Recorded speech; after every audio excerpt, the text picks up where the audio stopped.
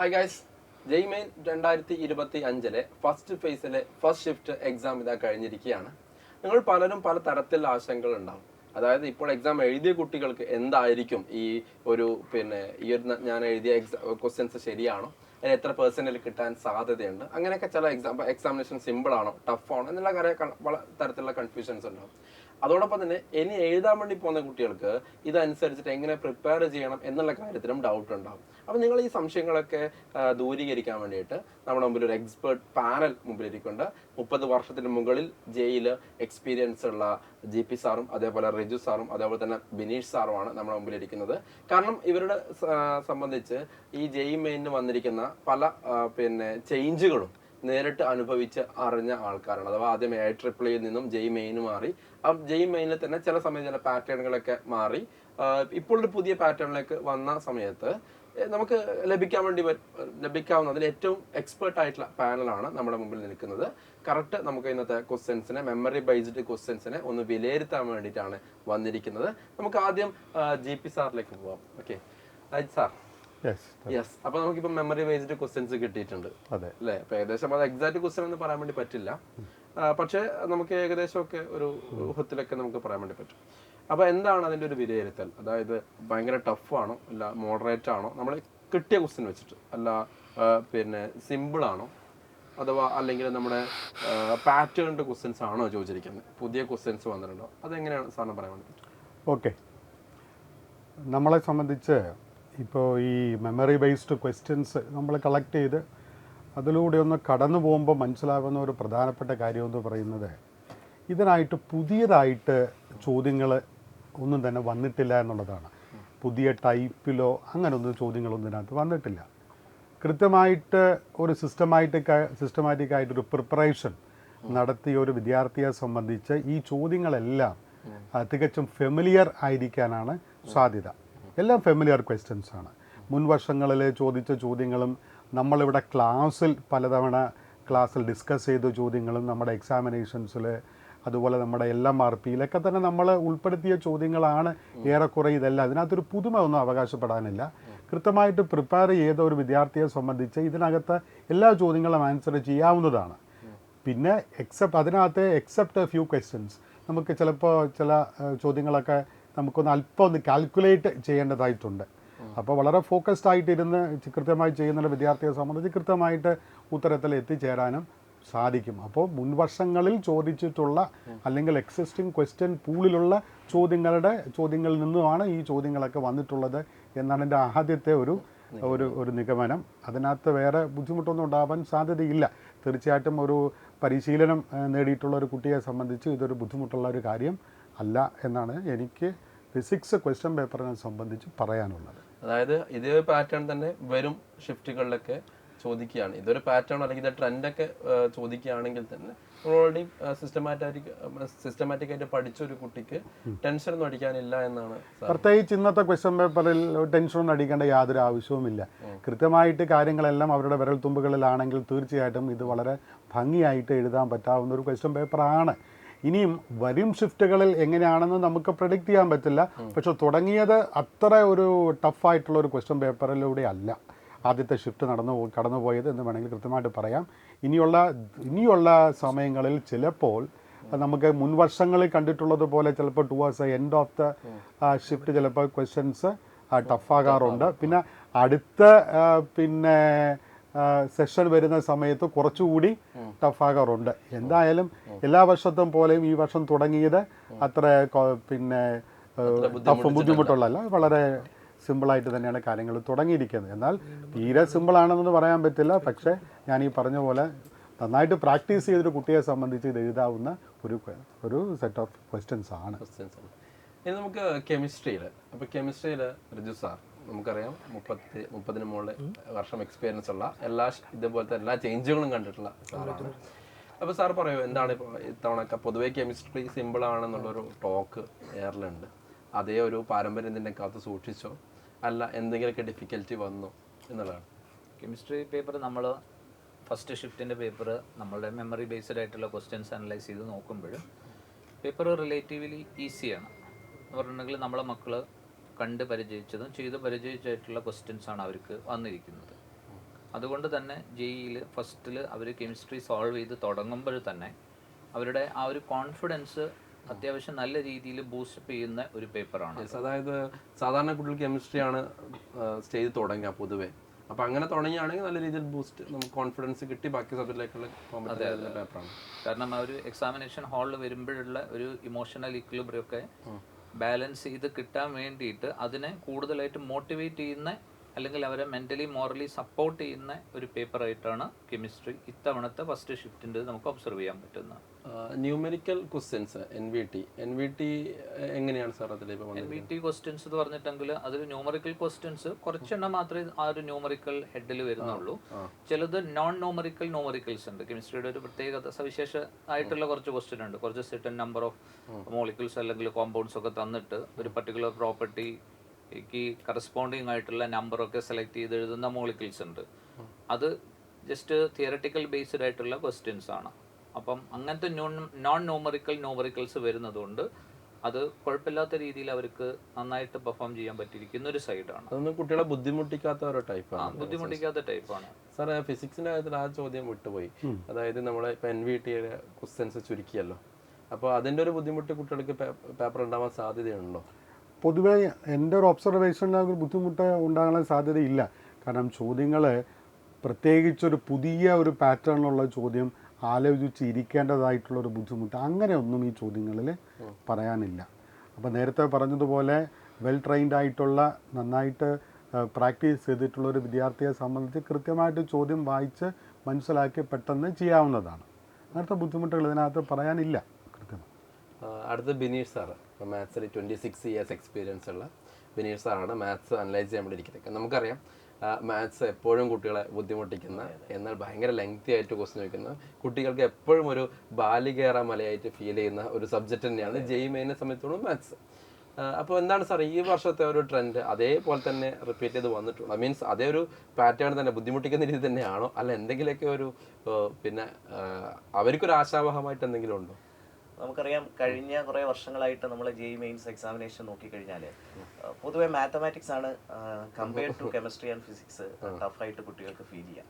അപ്പോൾ കഴിഞ്ഞ വർഷങ്ങളിലൊക്കെ പല കുട്ടികളും മാത്തമാറ്റിക്സ് പാടാണെന്ന് പറഞ്ഞിട്ട് പഠിക്കാതിരിക്കുന്ന ഒരു ട്രെൻഡ് പോലും നമ്മൾ കണ്ടിട്ടുണ്ട്. നമ്മൾ അത് ചെയ്യാൻ വേണ്ടിയിട്ട് ഇത്തവണ നമ്മൾ കൂടുതൽ മാത്സിന് സമയമൊക്കെ കൊടുത്ത് ചെയ്തിട്ടുണ്ട്. അതെ. ഇത്തവണ നമ്മൾ പ്രത്യേകം കുട്ടികളുടെ അടുത്ത് പറഞ്ഞിട്ടുണ്ടായിരുന്നു. അപ്പോൾ എന്തായാലും ശരി, നമ്മളിപ്പോൾ ഈ കിട്ടിയ ക്വസ്റ്റ്യൻ പേപ്പർ നമുക്കൊരു അവൈലബിൾ ക്വസ്റ്റ്യൻ പേപ്പർ വെച്ചിട്ടാണ് നമ്മൾ പറയുന്നത്, മെമ്മറി ബേസ്ഡ് ആണ്.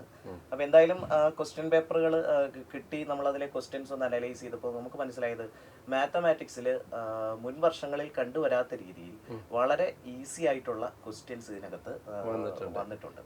അപ്പോൾ ഏറ്റവും പ്രധാനമായിട്ട് നമ്മൾ മനസ്സിലാക്കിയ ഒരു കാര്യം എന്ന് പറഞ്ഞാൽ കുറച്ചും കൂടി NCERT ബേസ്ഡ് ആയി ക്വസ്റ്റ്യൻസ് മാറി എന്നുള്ളതാണ്.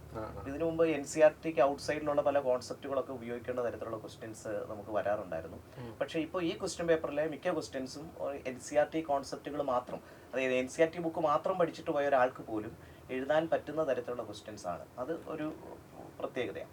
ഇനി അതുപോലെ മറ്റൊരു പ്രത്യേകത നമ്മൾ ശ്രദ്ധിച്ചത്, ഈ സാധാരണഗതിയിൽ JEE മെയിൻസിന് മാത്തമാറ്റിക്സിൽ വരുന്ന പല ക്വസ്റ്റ്യൻസും ഒന്നിൽ കൂടുതൽ ചാപ്റ്റേഴ്സിലെ കോൺസെപ്റ്റുകൾ ക്ലബ് ചെയ്തിട്ടുള്ളതായിരുന്നു.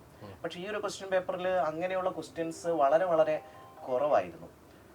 അപ്പോൾ അതുകൊണ്ട് തന്നെ കുട്ടിക്ക് ക്വസ്റ്റ്യൻസ് വേഗത്തിൽ മനസ്സിലാക്കാനും, അപ്പോൾ ഈ സാധാരണ മാത്തമാറ്റിക്സിൻ്റെ ഒരു പ്രത്യേകത തന്നെയാണ്, ക്വസ്റ്റ്യൻസ് ഒരാവൃത്തിയോ രണ്ടാവൃത്തിയോ വായിച്ചാൽ ചിലപ്പോൾ അത് കൃത്യമായിട്ട് അതിൻ്റെ കോൺസെപ്റ്റുകൾ മനസ്സിലാക്കണമെന്നില്ല. പക്ഷെ അങ്ങനെ കുട്ടിയെ ബുദ്ധിമുട്ടിക്കുന്ന തരത്തിലുള്ള ഒരു ക്വസ്റ്റ്യൻ ഈ ക്വസ്റ്റ്യൻ പേപ്പറിൽ നമുക്ക് അങ്ങനെ കാണാനായിട്ട് സാധിക്കുന്നുണ്ട്. പക്ഷെ ഇതിനെ നമുക്കറിയാം മെമ്മറി ബേസ്ഡ് ആണ്. ചിലപ്പോൾ കംപ്ലീറ്റ് ക്വസ്റ്റ്യൻ നമ്മുടെ കയ്യിലേക്ക് എത്തിയിട്ടാണ് നിർബന്ധമില്ല. അപ്പൊ എന്തായാലും ഒറ്റ നോട്ടത്തിൽ നമുക്ക് അങ്ങനെ തോന്നുന്നില്ല എന്ന് തന്നെയാണ്. അതായത് മാത്സും കുട്ടികൾക്ക് സ്കോർ ചെയ്യാൻ വേണ്ടി പറ്റും. അപ്പൊ നമുക്ക് കാരണം ഇത്തവണ നമ്മൾ മാത്സിന് കൂടുതൽ സമയം കൊടുത്ത് ബ്രാൻഡ് ന്യൂ DPP ഒക്കെ കൊടുത്തിട്ടാണ് ചെയ്തിരിക്കുന്നത്. അപ്പോൾ അതിലെ ക്വസ്റ്റ്യൻസ് എങ്ങനെയാണ് വന്നിട്ടുണ്ടോ, എങ്ങനെയാണ് LMRP പുതിയ 2024 JEE ചോദിച്ചിട്ടുണ്ട്, നമ്മൾ ചെയ്യിപ്പിച്ചിട്ടുണ്ട്, അത് ബേസ് ചെയ്തിട്ടുള്ള ക്വസ്റ്റ്യൻസ് വന്നിട്ടുണ്ടോ?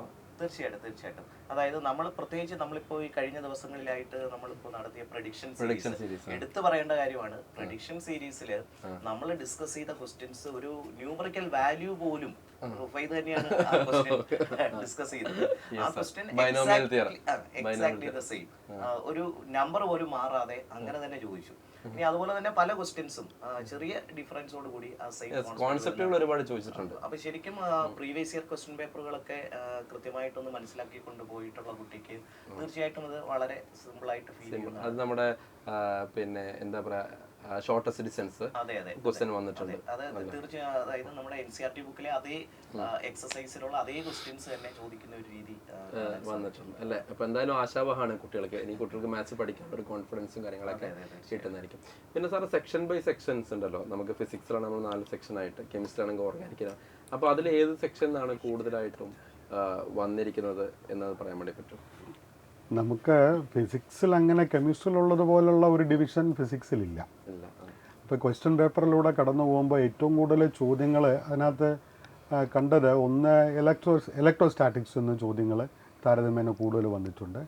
പിന്നെ തെർമൽ ഫിസിക്സ്, തെർമൽ പ്രോപ്പർട്ടീസ്, തെർമോഡൈനാമിക്സിനേക്കാൾ തെർമൽ ഫിസിക്സാണ് കൂടുതൽ പിന്നെയും ചോദ്യങ്ങൾ ചോദിച്ചിട്ടുള്ളത്.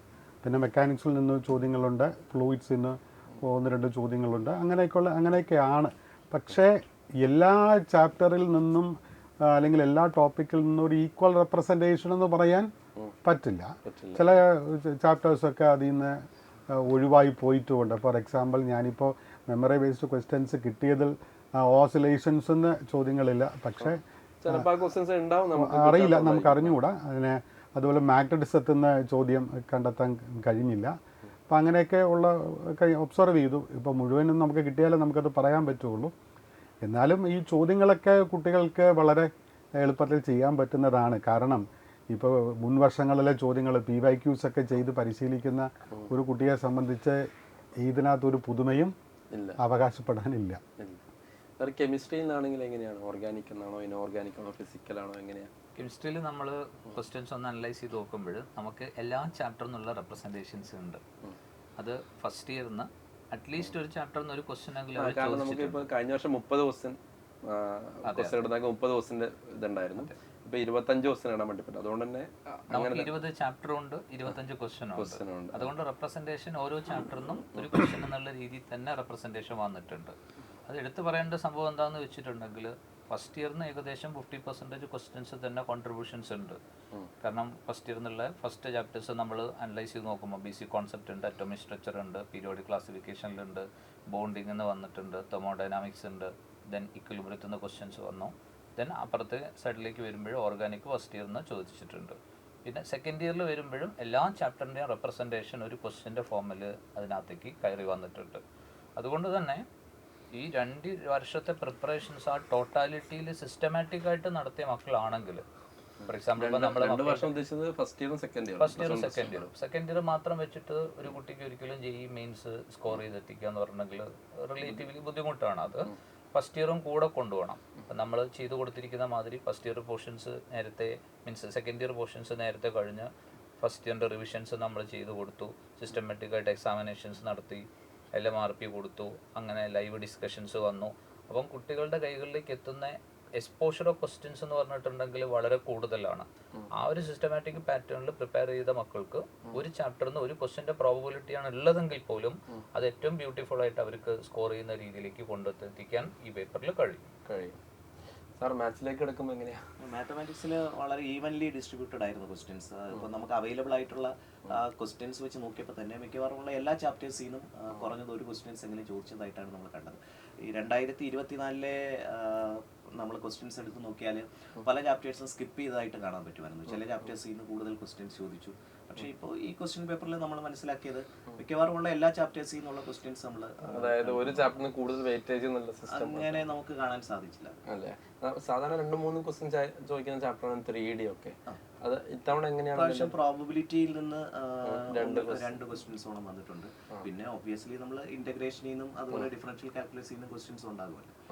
അപ്പോൾ അതല്ലാതെ മിക്കവാറും എല്ലാ ചാപ്റ്റേഴ്സിൽ നിന്നും കുറഞ്ഞത് ഒരു ക്വസ്റ്റ്യനെങ്കിലും ചോദിച്ചിട്ടുണ്ട്. അപ്പോൾ എല്ലാ ചാപ്റ്റേഴ്സിനും പാർട്ടിസിപ്പേഷൻ ഡിസ്ട്രിബ്യൂട്ടഡ് ആണെന്നാണ് മനസ്സിലാക്കുന്നത്. അത് ശരിക്കും ഗുണം ചെയ്യുന്നത് തന്നെയാണ് കുട്ടികൾക്ക്. തീർച്ചയായിട്ടും. കാരണം ചില കുട്ടികൾ ചെറിയ ഏരിയയിൽ സ്ട്രോങ് ആയിരിക്കും. അവരുടെ ആ സ്ട്രോങ് ആയിരിക്കുന്ന ഏരിയയിൽ നിന്നും ക്വസ്റ്റ്യൻസ് വന്നു കഴിഞ്ഞാൽ അവർക്ക് ചെയ്യാൻ വേണ്ടി പറ്റുന്ന രീതിയിലാണ് വന്നിരിക്കുന്നത് അല്ലേ? അപ്പം നമുക്ക് വൈൻഡ് അപ്പ് ചെയ്യാം. അതിന് മുമ്പ് നിങ്ങളുടെ ഒരു എക്സ്പീരിയൻസ് വെച്ചിട്ട് ഞാൻ ചോദിക്കുന്ന ചോദ്യം നമ്മുടെ കുട്ടികൾക്ക് ഏറ്റവും ബെസ്റ്റ് ആയിട്ടുള്ള ഒരു ഉത്തരം കിട്ടുന്ന പ്രതീക്ഷയോടെ ചോദിക്കുകയാണ്. അപ്പോൾ ഇനി പ്രിപ്പയർ ചെയ്യുന്ന കുട്ടികൾ, അതായത് ഇനി പ്രിപ്പയർ ചെയ്യാൻ ഇപ്പോൾ ഫസ്റ്റ് ഫസ്റ്റ് ഷിഫ്റ്റേ കഴിഞ്ഞിട്ടുള്ളൂ. ഇപ്പോൾ സെക്കൻഡ് ഷിഫ്റ്റ് ഇപ്പോൾ നമ്മുടെ ഈ വീഡിയോ എടുക്കുന്ന സമയം നടന്നുകൊണ്ടിരിക്കുന്നുണ്ട്. ബാക്കി 9 ഷിഫ്റ്റുകളുണ്ട്. അപ്പോൾ ഇനി പ്രിപ്പയർ ചെയ്യുന്ന കുട്ടികൾക്ക് ഈ ഒരു അനാലിസിസ് ഒക്കെ വെച്ചിട്ട് നമുക്ക് എന്താണ് ഒരു ഉപദേശം കൊടുക്കാൻ വേണ്ടി പറ്റും? ആരാദ്യം പറയുന്നു?